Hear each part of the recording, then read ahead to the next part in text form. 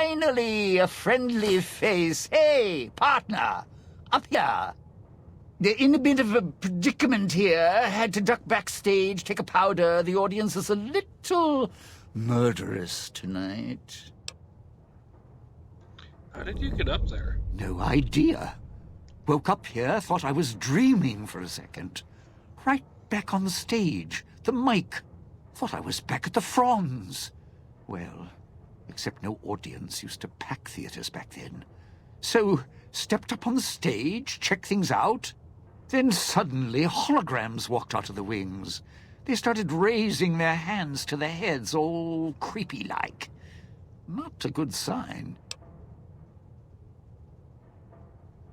How do I get you out of there? Trust me. As soon as you can, run to the door to the left. Use the key you got out of the music rag there and camp out. As bad as things are, it's going to get a lot worse if either of us pops. So get backstage until we get a better plan.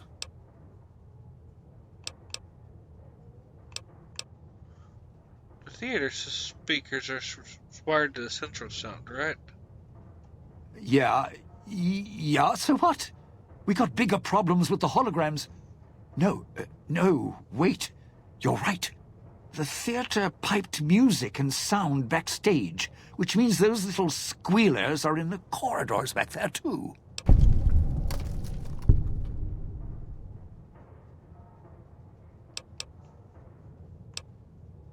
One at a time. Let's try to remember.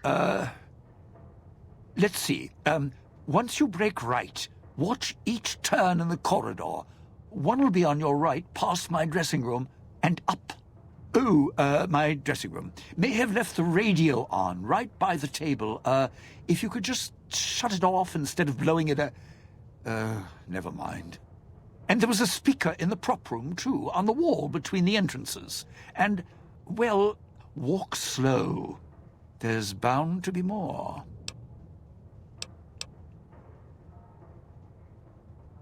So one console or several? The speakers are all controlled by a central console. It's the farthest from the only door out of here, so you'd need to do a full circuit of the corridor to get to it.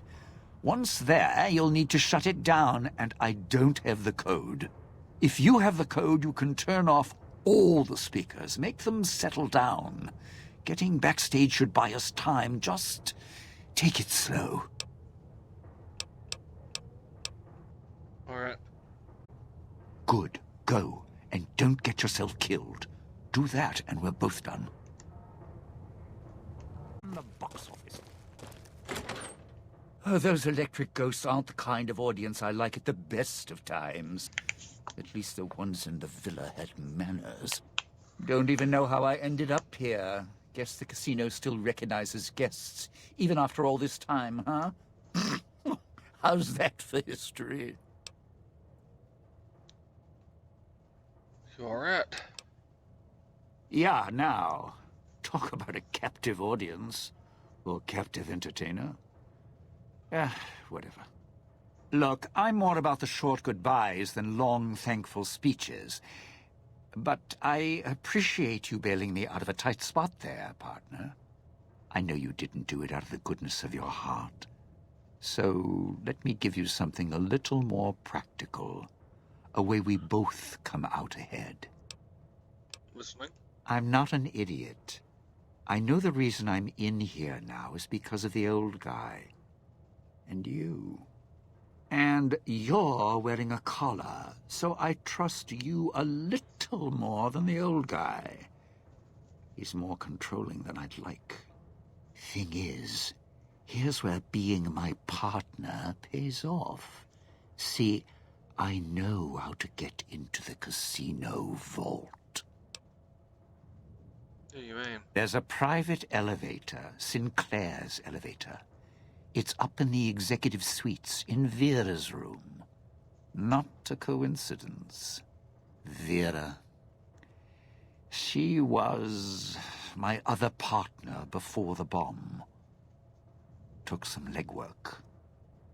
Some convincing made it happen. How so? Sinclair was already puppy-eyed, so all I had to do was the introductions. She smiled, fluttered her eyes, showed a little leg. And he built this whole place for her. Made her the key to his vault, like a joke, 'cause of her name. Her fake Hollywood name. Except Sinclair didn't know I'd been there first. I could twist her whatever direction I wanted. Go on. All she had to do was get inside the Sierra Madre for the gala, then use her voice to open the door. After that, smooth sailing. Would have been the biggest heist in history. Sinclair left holding the bag. Ruined. So what happened? The bomb. Vera got sealed in here. A few hundred years go by, give or take. Almost the end of the story. Then you came along. Now we finish the job. Rob the Sierra Madre, rip out its heart. Last chapter of Frederick Sinclair. Close the book. What's your problem with Sinclair? Problem? All high and mighty. Lording it over everyone. Acting so self-righteous, like nothing could touch him. He was the one with the problem. Never got mad at anything, nothing seemed to shake him. Even after his life kept getting dragged through the dirt. Always kept looking for the bright, shining future in everything. So, I decided to take everything from him. What did he do to you? Do to me? What, weren't you listening? Oh. He thought he was better than me. Don't believe me? Look around. This big casino. This big, colossal monument. Think it was for some woman? No. All ego. All self-righteous in lights. Fit him perfect. Had to take him down a few pegs. Bring him down to my level. Begin again? Some things you don't get up from. I was going to prove it. How? I didn't know at first. Then the old man showed up. You showed up. Then that woman showed up, covered in scars. The one who makes all the hand signs, a little tight around the corners of her mouth. I put her in the clinic, tuned her like an instrument. If she heals up, it's not going to be her voice speaking anymore. That is, if the Sierra Madre didn't get her. If it did, well, there's enough of Vera around for me to spend a few years piecing a book together.